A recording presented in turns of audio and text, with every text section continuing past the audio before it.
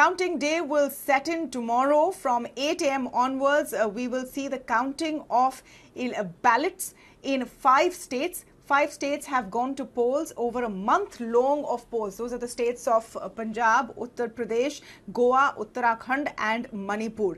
Everyone's eyes, of course, on UP because UP is the big one. It sends the most number of members of parliament to the Lok Sabha. So the next Lok Sabha election in 2024 will be, in a sense, determined by who wins in UP today, because very often the assembly elections are mirrored by the results in the Lok Sabha elections, and it's a good gauge of whether the current ruling party, the BJP, still is holding on to its popularity or not at a time when high inflation, high food prices and unemployment are worrying the common man. So most exit polls are predicting that the BJP under Yogi Adityanath, the Chief Minister of Uttar Pradesh, will come back to power very easily and perhaps by pretty good numbers.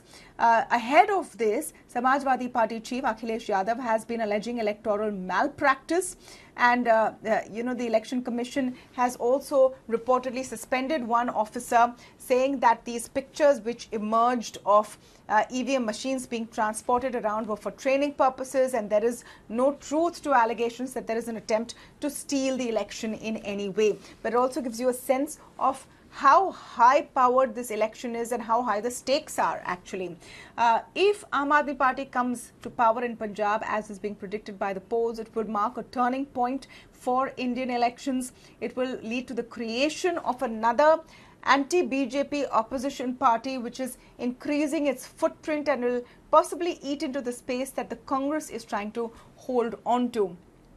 Of course, as is seen every time before any major elections or any major result day, the protection of possible MLAs, of candidates, has begun. In Goa, the Congress has shepherded their candidates into a luxury resort. The same in Uttarakhand, and all parties are doing that in Manipur as well, which tells us possibly they're expecting a split vote in these states and want to make sure that their MLAs are not poached by the other side to form the government. So at the end of the day, the question is whether the BJP emerges out of these rounds of elections with a score of 4 out of 5, that is winning 4 states out of 5, or winning 2 out of 5 states, and what that means for national politics going ahead. If the BJP, and this is what is being assessed, comes out with 4 out of 5 states, it's being believed that they will have the political appetite to take slightly more riskier decisions policy-wise, that is, decisions which might not be very popular.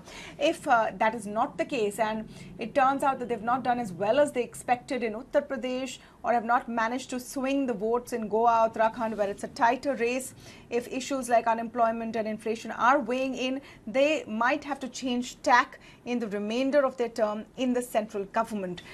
Either way, there is no doubt in saying that these elections and the results of these elections will influence to some extent the outcome in 2024, as in it will give us an idea of which way the mood is swinging as far as national politics is concerned, which is why everyone is watching these results very, very closely.